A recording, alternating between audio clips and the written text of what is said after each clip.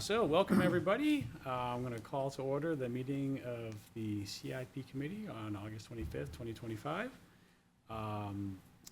Very first item on the agenda is the approval of minutes from the prior meeting. I was not there, so I will abstain from this, but does anyone who attended the meeting have updates to the minutes that need to be added? Mr. Chair, I'd like to make a motion that we approve the minutes from the 8/11/25 CIP meeting. Got a motion? Second. And second.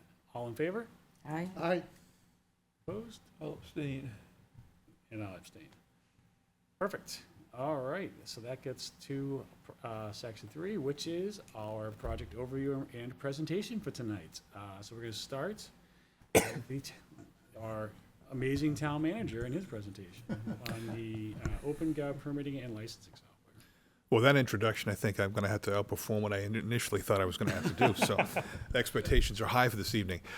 So this is this item is probably a little bit different than what maybe you're accustomed to in the past. But it does fit the criteria, the general criteria that we do have for a capital project, and that would be to create to implement a software program that allows for our permitting to be done electronically, where those applications would be submitted electronically, they would be vetted electronically, approved, obviously through the boards and committees who has the authority to issue a permit in the case of building permits by the chief building official, and also to make payment through that system as well.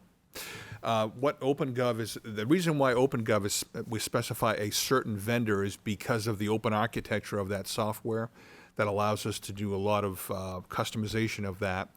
And it will also integrate with our asset management program that we are in the process of purchasing this year, as well as hopefully a finance and payroll system. It's critically important that they be able to talk to each other, that they're integrated. So that's why you have a specific company name here that's on that. The town of Merrimack has this, Salem has this program as well, to great effect. City of Lebanon, where I just came from, has it as well. And it really changes the process. So to kind of give you some idea, if you're a person, you want to build a house, you don't know what you have to do.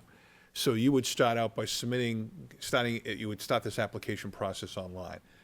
What do you want to do? So if it asks you certain questions, when you answer those questions, it takes you down this road or that road. Okay, you want to do that? Well, you're going to need these series of permits to do that, and it walks you through that process for someone who would not know otherwise. Once you do that, it's electronically.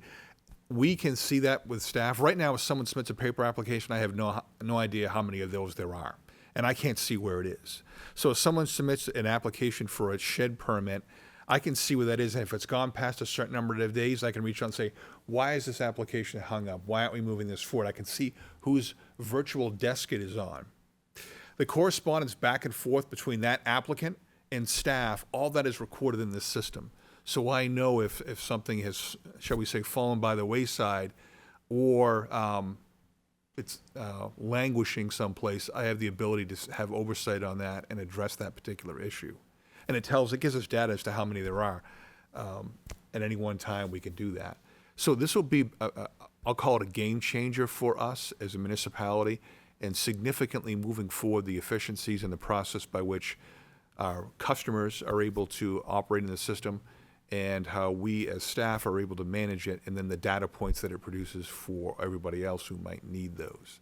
And there's a fixed cost between $50,000 and $80,000, as I indicated in there, in the software. To get it up and running, it'll take us about a year to get it totally up and running, and that back-end work will be done by, for the most part, our staff. One of the things on the form that was not checked is this will be funded by user fees and charges through building permit fees and not property taxes. The scoring is correct down at the bottom, but nobody checked off that particular box on page 2. So that's important to make note of that. Again, it'll be funded by user fees and charges and not property taxpayer dollars. And then the ongoing fees that we pay on an annual basis will also be paid through that fashion. So those who use the system will be the ones who pay for it. And we're not talking about significant increases in building fees to pay for that. And I'll be coming before the council to ask for an increase in building fees, because they have not been increased in many, many years, and they're way behind all of our contemporary communities. And we're not covering our costs to operate our planning process, which for the most part you should do with your building permits and fees. So that's kind of a broad brush. I don't know if you have more questions or you'd like to provide more details to you and how that works. I can certainly do that if you would like. How much would it be yearly? It depends on our usage. I'm still in negotiations with them on that. So they started that up here and I'm down here now. I want to get further down here Yeah. as to what those fees are. So that will remains to be seen here when I finish those with them, which I hope to do by the end of this week, by the way. So our savings with this is essentially a work in progress right now. Well, yeah, I mean, Because I think probably, especially long-term, this probably does save us money. it does, because right now we're spending a lot of time chasing our tails. Where's this application? What happened to that one? I'm getting phone calls. My application has not been addressed. Why is that the case? Now I'm leaving my desk, going to find somebody else. They got to track it down. There's a lot of wasted staff time that goes along with that. And for the customer, it's going to be very infuriating because I hear the complaints. Where's my application? I've been sitting, who has it? Well, somebody's on vacation. It's on their virtual desk. I can see, and they have a task that they have to complete. Because all of the individuals who have a responsibility, let's say there's a fire permit that goes along with it for gas or whatever, I can see whose desk it's on, virtual desk, and why it hasn't been addressed. So I can quickly, when I'm on the phone, I can say, yeah, that's in the hands of the fire inspector. They haven't issued the permit, and they just got it yesterday. Of course, the customer can also see that, by the way.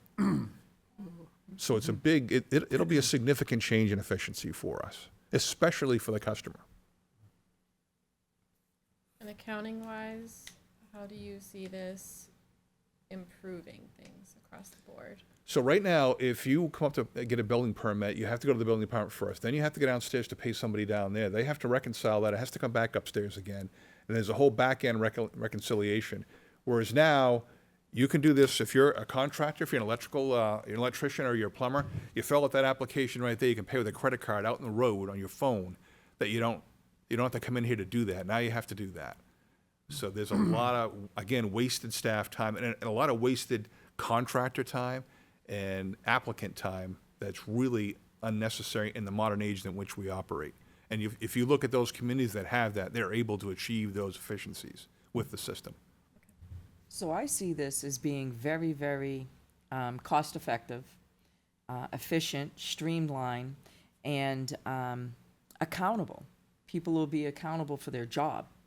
And it will help you to say, well, you know, when they say, well, we need we need an extra person, well, maybe you don't because blah, blah, blah, blah, blah. And I think that is really, really good. So the accountability of it, and I do see it saving a lot of money. And I think that hopefully by implementing something like this, we'll cut back on Londonderry's terrible to deal with, or, you know, I can't find anything. Well, maybe the complaint is just really the system and not the employees.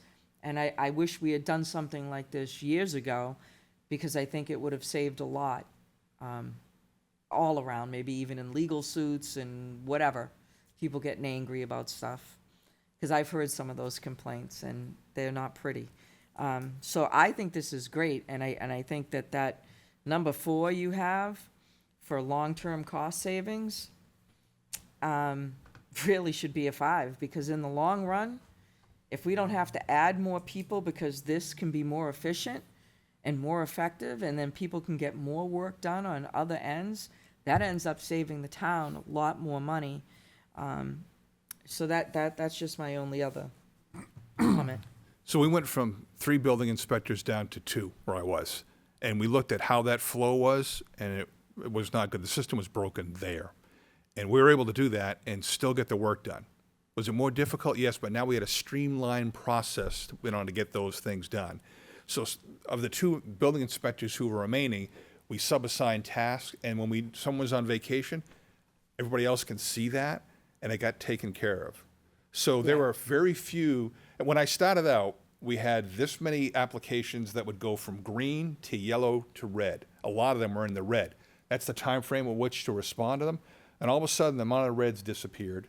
Then we had a few yellows, and the yellows, there were a few yellows, but very few yellows, and most were greens. Greens were, the application comes in on this date, and they meet the timeline, the new timelines that we set to accomplish them. So we were able to measure that success and that progress. And that's what we'll be able to, so I went back to the city council and I said, look, this is where we were before. Here are the numbers. Here's the time response now. And the amount of complaints went from this down to this. There were still complaints about this, that, and the other thing, but they were reduced. And for the customer experience, it was a lot more efficient once we worked all the bugs out and did those things, that people were happy. Because now, again, a plumber, time is money. They're out on the road. I need to get an application. I need a permit approved for this now. They could do that at the site and get it approved. That's what you're able to do when you have a system like this. Whereas otherwise, they got to come in here with a piece of paper. They got to fill it out, find someone, hand it to them. There could be a couple of people up there, which sometimes there is. Now you don't have to do that. Well, the other thing is too, is like you just said, getting clogged up in a log jam. That kind of won't go away, because like only Susie can do this job. Susie's out. That job's kind of been, because it kind of fills in the cross training that may or may not be happening, which I know hopefully in the future we'll have more cross training, because that is another way to be efficient. And I think this is great. So that's it. And it's no impact on the taxpayers, so is the users that will be paying for the system. Assuming the council increases the building permit fees to make up for the gap. Okay. That's the caveat. That's why this fall. Otherwise, it will fall on the taxpayers. But I don't want to do it that way. I want, again, especially because our building permit fees have not been increased in many, many years. Usually there's some incremental changes, because those who use the service, in this particular case, should pay a good portion thereof. And we are not in that situation right now. Sean, do you have any feel for how much we bring in today in fees and permit fees, licensing fees? I don't actually have the numbers, because I sent that back. I wanted updated data from what I saw about a month ago. So I pushed that back and I said, I think you need to look at this again. And it's going to fluctuate. I know where I was. It fluctuated from year to year, different projects going Sure, on. sure. Sometimes, it would go down. Other years we'd have $1.5 million, and then next year it would be $700,000. So there tended to be fluctuation. So I asked for that pattern over the last 5 years as well, so we could do some benchmarking. So I got people working on that. Okay. I don't want to give you an answer that I'm concerned about the veracity That of is that, wrong. the numbers. Yes, that's wrong. So following up on Sarah's question too, so I know you don't have an exact number for the follow-on yearly cost. Do you have any ballpark? Is it 50%, 25%? Yeah, it's about 50, it's like $40,000 per year. But like I said, I haven't finished my negotiations Yep. with them yet. But somewhere in that range. Yeah. And that's for all permits, by the way, driveway, for DPW permits, all of our permits. The ones I issue to use the green, everything Sure. gets put in that one system. Sure. And just to clarify too, the applicant will be able to see exactly where their application is at every step of the process, right? Yeah, because when you submit an application, you log into the system for that first time, and then if you're a regular customer, you're in there. Yep. But you can see where all of your projects are if you're a contractor, Yep. and you can track all of them, and you know whose desk it's on, so you know who to call. I imagine this would be a big saver and from a paper elimination point of view as well. Yeah, If we're I think so, if we're too. moving this much digital and taking it out of the office.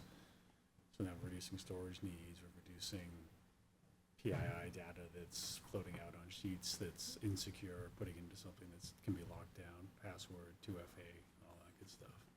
Yeah, there's a whole section on cybersecurity that goes along with them, and then identification and Yep. insurance coverage for that, and all the issues that go along with that. And I'm assuming it's a cloud-based system, so I'm assuming they take that liability on too, because they are hosting, therefore. They take it on. We also have our own insurance for that, for obvious reasons, right? That Right. covers part of that as well, but yeah, they own some responsibility with that.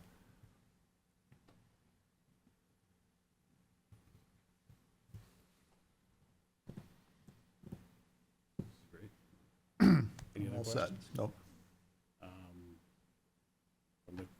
We'll go back to when we order everything, but from the initial rankings here, is there anything we want to revisit this exact moment in their evaluation criteria?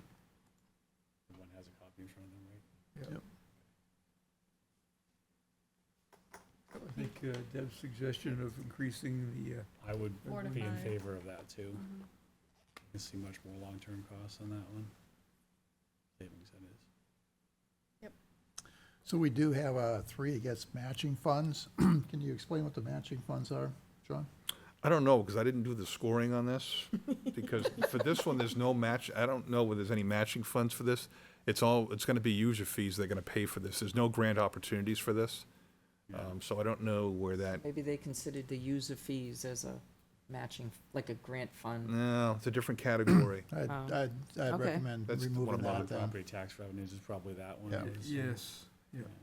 So I'd support going 4 to 5 on the long-term cost savings, but I think we should go to 0 on the Zero on the matching, funds. That would make or more on the sense. matching funds.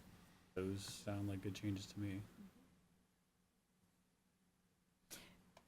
And I think you could bring up the safety thing for a little bit, maybe, because you're now protecting us from losing paperwork, lawsuits that could potentially happen, and protecting us a little bit more with some extra cyber security.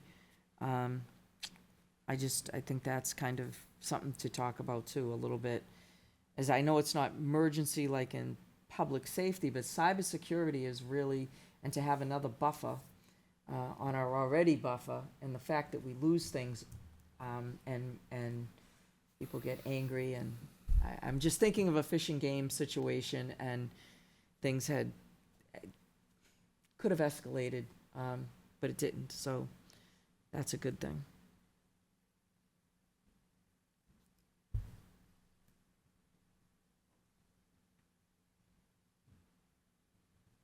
So would that be total of what, 28?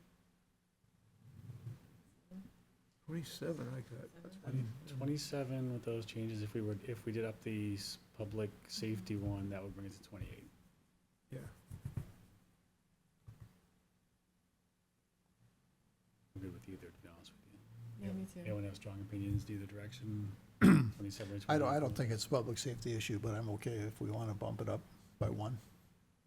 If I was scoring, I would have put 0. There is no public safety implication on this, but I wasn't doing that. We'll just keep that where it is for this one. Okay. We'll up the That's the fine. long-term cost savings, 0 out the matching funds, and I think we're probably in a good spot there. Do we all okay with that? Yep. This is one of those situations where I think it's a good project, and the evaluation Yeah. criteria may not support a good project all the time, so. Absolutely, yeah. Great, so I think we are all set with this one. We'll go with those changes and move forward. Thank you, Sean. That was great. All right, going on, the other projects for tonight are the school projects. So we have the full-day kindergarten and the SAU office projects. Thank you. Thank you. Thank you. Thanks.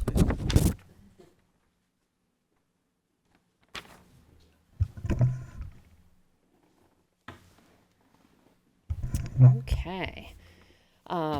So the only difference in what I'm going to share with you is that I had made these before the August 5th board meeting. So we have had a board meeting that's talked more about Project One. So the first project that we have on the docket, which we have for several years now, is the full day kindergarten. So the board talked prior to August 5th, and we just were bringing forth the costs from last year. What the proposal had been that involved site work and adding modulars to each of the 3 elementary schools to send the kindergartners to their neighborhood schools. So since then, that has been adjusted. But what has not changed as a priority is to offer full day K to our youngest learners. We think it's the best for them, educationally, transition-wise, and we are one of the last in New Hampshire to offer this. Bedford just passed it at the last election time, so they'll be starting that up. And nationally, most of the United States offers full day K to their children. So we do believe it's an important facet to offer to our youngest learners. We space is the issue. A lot of communities in New Hampshire got to this point because of lower enrollment, and they took advantage of the space that they had opened up in their buildings. And now that we are going into year 3 with declining enrollment, which we never could have seen coming based on the building and the studies that we saw, we thought we were in a good spot. But the last 3 years now have shown that we have gone down. I believe it's 20%, almost 40% for the group that's coming in now. So we believe that with some minor construction work at Matthew Thornton, where it would have some of the where they still have more of the kids, that this could potentially be something that we could offer with a much lower price tag. They just saw that presentation from the superintendent on August 5th, so the board hasn't publicly processed where they want to go with that information. They will have their first discussion next Tuesday, or a week from tomorrow, to talk about that, and I think that will dictate where we go from here as far as what we do and when we do it and how we do it. So there's still some mystery, but if you wanted to be part of that discussion and see where it goes, those September 2nd and the September 23rd board meetings will be where they make some major decisions about that. Would you say?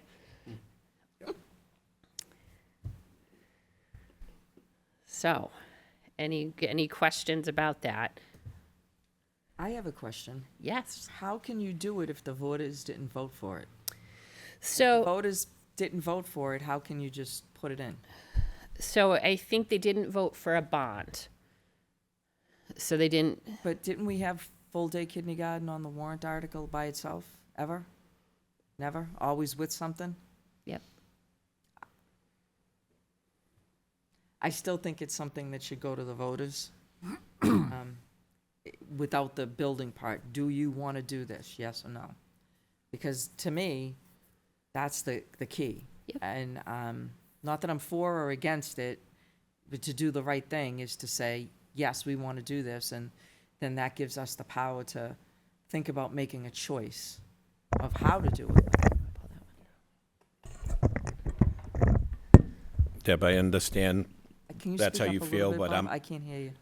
I said I understand how you feel, but tonight is not the night for that. We have not talked about it as a board or anything, so I don't really want anyone commenting on that. But it's tied with this, so that's why I'm, It is and it isn't. That's for another discussion. We haven't even gone through budgeting process or seen the space yet that we're talking about. This is for potential that we may need it down the road, even if we go a different direction.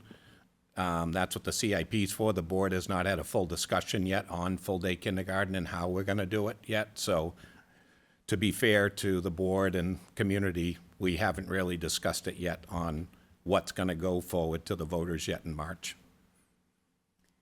okay. Okay? Which is, and we had given presentations the past 2 years as well. It went to CIP first, then it worked through the budget season, and then that determined what ended up on the ballot. Right. Well, I mean, the number 5 for addressing, deficiencies in the service, I struggle with, because you're telling me we're down 40%. So I think we are looking at the deficiency in like what it offers the kindergartners by having a half-day program instead of a full day. That's a deficiency that most other communities don't have. Going back to what Bob said, we have to focus in on, right now, we have only part-time kindergarten. Yep. That's not there, but part-time kindergarten with half-day, I mean, it's not like the kids are in closets like they used to be, or in the hallways. It's not like there isn't sufficient space, so there's where I'm struggling. And that's kind of why I went where I went to begin with, but. Yep. So I think from our perspective, the deficiency is in our test scores, like throughout the presentations that the superintendent has given.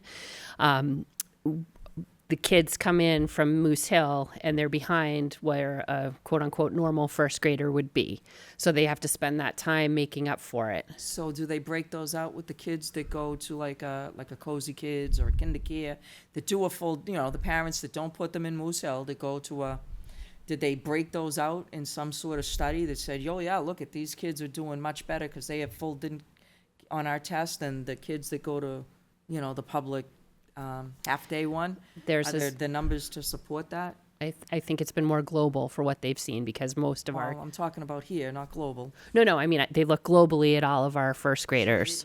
They didn't separate Nope, they it did out. not So you segregate don't it. know if the deficiency is coming from, that the daycare or the kindergarten that the parents are paying to send their kids is not doing an adequate job, which I'm not saying they are, I don't know. Yep. Until they test the kids at some point to figure out if they're at the same level. And I thought that the school, at least when my kids went to school, they did work with the other daycares to make sure that the curriculum was kind of parallel, but I don't know if that still goes on anymore or not. I mean, I have no idea, because I'm not involved in the schools Yep. anymore, sorry. And I'm not trying to be mean or say I'm Yeah, totally no. against this. I'm looking at it as just to try to justify the numbers in my head. So there's a lot of range of students who go to the full day, some stay in their where they've gone to go through the rest of the grade levels there. Like if they go to a private academy, they may stay there. Some of them are transitioning, so they might go half day to Moose Hill, but then they go a half day to another program, and they lose the time of transportation, transitions, the things that they go through. So it's not like it's two subgroups. There's actually a lot of different ways. So we have looked collectively at where our first graders are when they come in and how much that the teachers have to get to bring them to, over the first 3 years, grades 1 through 3, to get them where they should be on grade level. Too many holes. And we've discussed this for the last 6 years and shown where the grades are. But again, I don't want to get into this tonight. It's about the project and where it rates and that. This is the same project coming forward, but it may not be needed for 2, 3, 4 years down the road if the space needs are there for the numbers once the board gets to look at this. So I'd just like to look at it as a project. That's what we're here for, the CIP. And understand. be able to rate it on that. There's a lot of work that's gone on to this for 6, 7 years, and there's going to be a lot more work going on it during the budget process, so. And I think that's why I'm fine with the future, the population being a 5. It's the other deficiency right now. I don't know. It's up to these other guys too to come in on something. But if they're good with it, Can I stand on my soapbox for a minute? sure. So I think it's a travesty that we don't have a full-day kindergarten. And this is one of those projects that I think of that we have to look at for the future of the town. These kindergartners are the future of our town. I understand. No ifs, ands, or buts about that. And I think the data has shown, everything I've seen nationally, locally, says the kids excel if they have full-day kindergarten. And I think it's crazy we don't have it. We're one of the, two towns in the state? It's like 4, I think we're It's down crazy. to. Yeah. And then, we get into the cost, and I'll go back to property values. I think property values would improve if we had a full-day kindergarten. I think right now, the decrease in enrollment, part of that may be driven for the fact that families don't want to move here without full-day kindergarten. You're shaking your head, but I would think it's debate what we're that. building. I would debate that. When you're building So, 55. I Yeah, think, I think you have to I think these projects for the future of the town are really important. I think you have to look at our per capita income, which says, gee, there's a disjointedness between full-time kindergarten, part-time, and then the income that this community generates. Yep. It's kind of like an oxymoron. I'd like to steer it back to the scoring sheet.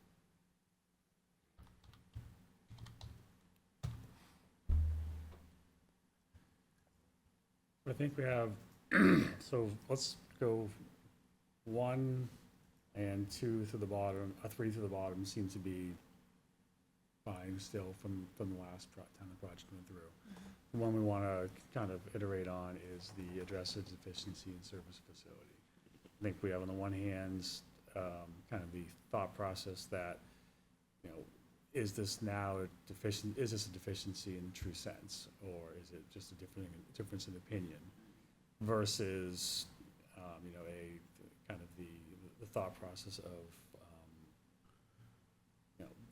we are the only town, one of very few towns in the state that don't have this, and that in and of itself is a deficiency. How do we balance those two? Would it be fair maybe to decrease that by a couple of digits to meet somewhere in the middle on that so that we can have a general consensus? I don't think so, No? but that's me. That's me. If we can't, then I think we get what we would want to.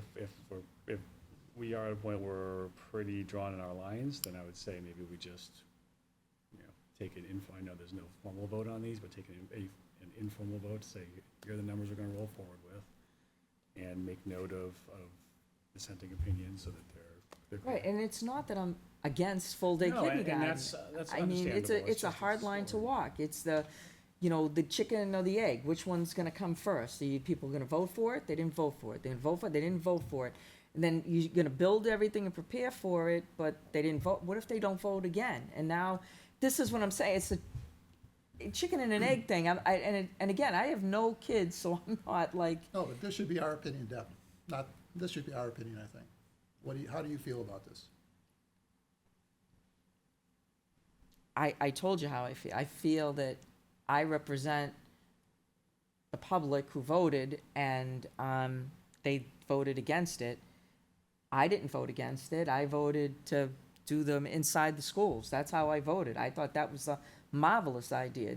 All the 3 elementaries had to get fixed, and it's a perfect space, because if kindergarten's down, then you can have extra classrooms for the other kids to do more art and more music and whatever, and I thought that was fantastic.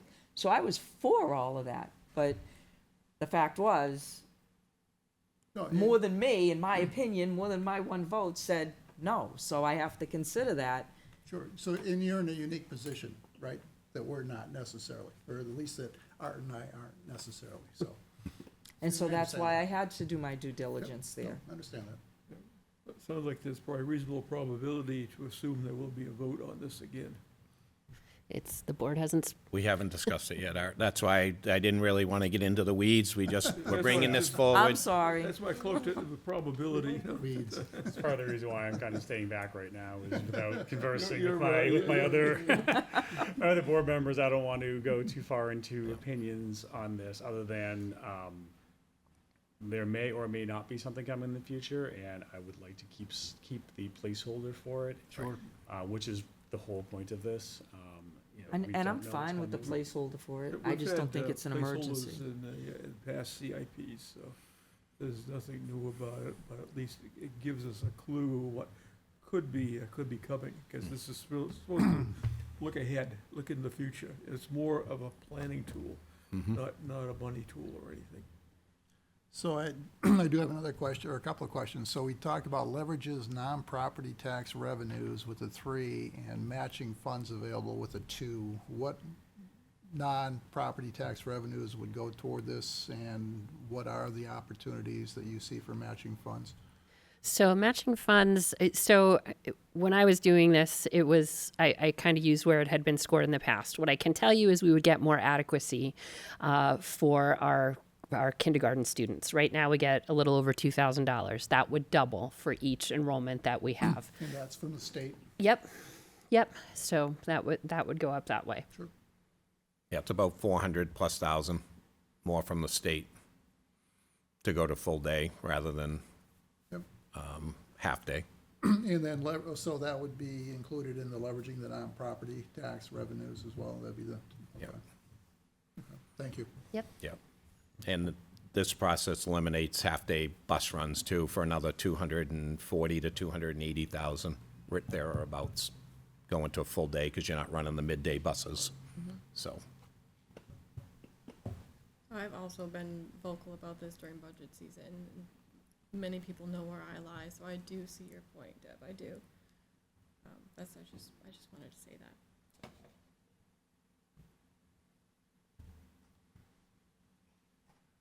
Okay, so I think we have, for now, I think we'll move this forward as it is with that notes from the meeting. Yes, I think to get some of the opinion in, because that, Yep. when it goes to the planning board, that'll help 100%. the input there. So that'll be caught in the minutes and will be added into, we can add that into the opinions and notes section for this. 'Cause I think it is important to capture that for sure. So I think with that, a good discussion there. I think we're all set with this one. Say we can move to the next one. All right, Okay. and Amity, you're up again. Yes, this is a very exciting project for us. I know we are all aware that the school district leasing their district office has been a point of contention for the community, and keeps us in the northern part of town, where we would love to be in the center of town. So, in an unprecedented partnership with the town, we have formed a working group to work together about the prospect of a build onto this building, with some creative ways that we could come up with the money, save some lease. We have 2 more years of the lease after this year, so we could save some money potentially that way as well. We would save the property taxes we pay on the lease. We would be collaborating with the town and the school district to have us both working together in the middle of town to help people. And we are looking to do this in the most cost-effective way for the community when we do bring it forward together. And the working group has had 2 meetings. It's been discussed at by the town council, I believe, and the board has talked about it briefly as well. And at this point, we are just in the estimation point of this. The school board approved at their last meeting some money to get some schematic drawings because we want to make sure that we have the correct number to bring to voters when we do this. So that process has just started as well. But it's pretty exciting, the people sitting at the table to get this done for the community. And that's where we are with that one.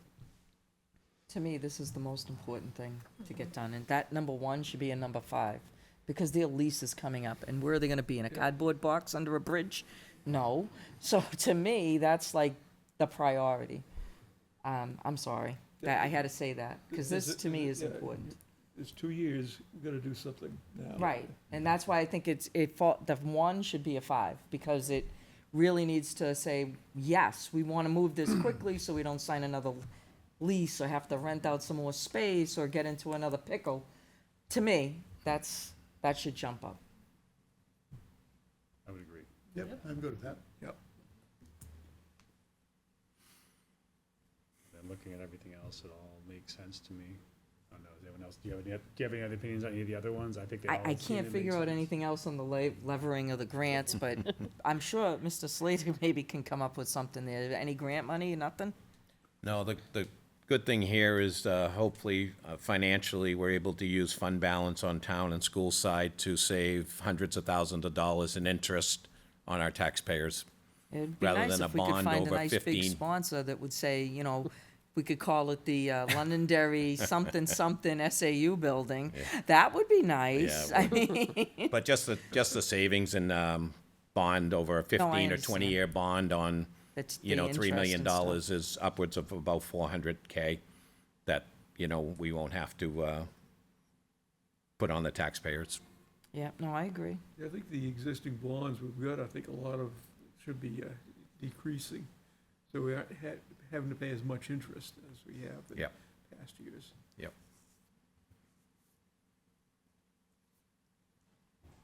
So I think, so the question is moving the first one, in this case addresses an emergency need here for within the schools, up to, how high? All the I way up? just think it should be a 5, personally. Because it's so time, because of the time Okay with constraint. that. Yep. Yeah, yeah, because I think 2 years and what we're talking about, It's gotta be It's done now. now, or else we're I agree. stuck. And I'm sure the planning board is aware of that, but let's definitely make note of that. Agreed. Yep, no, that's a good point. All right, so we'll push this through with the one change of moving the address emergency, public safety, or school safety need to a 5, which will bring the total score up to a 23, if I'm doing my math correct. It was currently at a 1, adding 4. And I think we're good to move that through. yes. Yep. All right, so that is the last of our presentations, which brings us to our fun part here, which is our CIP committee deliberations. So this is where we're gonna go through the project scoring, prioritization, and placement of the projects that we've heard from over the last 4 weeks. Thanks, guys. Thank you guys so Thank much. you. Do we have the spreadsheet of everything? I know last year we worked out, or it was worked off of the spreadsheet of all of them. I don't have one of Don't have those. I haven't seen it either. I was not provided with that. I was hoping Kelly would be here today. No, she's on vacation. Oh, You have a second-rate staff person to help you out here, unfortunately. maybe is that what we could do next? Well, I was gonna say, meeting? well, one thing we could do Yeah. is if we don't have those organized and laid out and ready to go right now, we That could could be- take that as a take-home cap so that we can, for our last and sixth meeting that we have to have anyway. But that would be good too, a public hearing, because we're gonna go Yep. through each one, and they can have input as we Yep, move we can along. start, yeah, That's absolutely. awesome. It actually worked out good. Yeah, so that worked. So I guess we'll table that one till the next meeting, but other business will be, let's pick that last meeting date. What works with our calendars now? So right now, this room is pegged for Monday nights, except for the last week of September, is what I was told today. Okay, So if you what wanna is, do- but there was this has to be in by a certain time, right? A certain date? Am I wrong? Or is- Well, we usually shoot for budget when the town does their budget and then when the school does their budget. So you have that Okay. information. And what we have done in the past is, I know last year was, we didn't get it adopted till February. But the process is usually the planning board has a workshop in September, either the first Wednesday of September or the second Wednesday of September, then the public hearing and adoption in October, but it could be moved another month. I don't think that's really gonna cause any problems, because I think both the school board and the town council and budget committee know what's, going on from these discussions. And November 1 is when our That's only a budget, suggestion. well, November 1 is when our budget presentation is. It's when we have our workshop. So we have time on our end. So if we want to stay in this room, you said the last week in September? That's what I was told. Last The Monday, last Monday in okay. September is the one that's available for this room. So Or we could do a different room, and we could go with that, or we could go back, the Sunny Crest room worked fine last time, there's availability in that room. If you're doing the public one, just in case people, Right, we would need more. you never know We if need people are gonna the- show we need up the or room. not. Yeah. But the last week of September, I think, gives us It's ample still time. Definitely gives us time to get together, as long as we're not, just want to make sure that we're not hindering anyone else from being able to move forward with anything they're doing. And if that's the case, then I'm perfectly fine saying last Monday in September is good from my point of view. There's nothing on the town calendar right now showing. I mean, looking at the website, the calendar on the website, it's an Yeah. open night. for that Monday you're talking about? Yeah, that's what I was told, that's the available. Okay. Then it sounds like that will work. So why don't we put that down as the final meeting, and with the agenda for that being open to public comment, and we'd love to have public feedback. Maybe that's what we start with, and of course, if people want to speak during, there's no reason, they can't. And with the primary agenda item being to do our project scoring, prioritization, and placement. And we'll have the worksheet ready to go for then, the actual spreadsheet, work with Kelly, get that going. So I won't be here, but it looks like we'll have quorum, so I think we'll be okay. I think we're good if you can't make it. If you'd rather look for a different date, also No, open to I that. don't want to interrupt no, it's okay. Okay. Yeah, we're kind of used to Mondays. The 22nd looks open as well, just going by the town calendar. I think something else was supposed to fit, Kirsten told me something, there was an issue with that, I don't know what it is, but. Okay, so let's go to Do you want, 29th. if the 22nd works, do you want me to put it for the 22nd? She told me that wasn't available, I don't know what the story Yeah, was with it. I'm good either day, so. Says, if we can finalize it on the 29th, we should do that. Let's do that then. Yeah, if Let's we- lock it if in we- for the if we do 29th. it, yes, yeah, I would say. I agree. Let's lock it in then so that we don't have to revisit. Great. With that, any other business from anyone? Nope. No? Awesome. So with that, I'll look for a motion to adjourn. So moved, Mr. Chair. We got a move, got a second? Second. Second, all in favor? Aye. Aye. Opposed? Okay, we're good to go, 5-0. Thank you, everyone, and we'll see you on the 29th.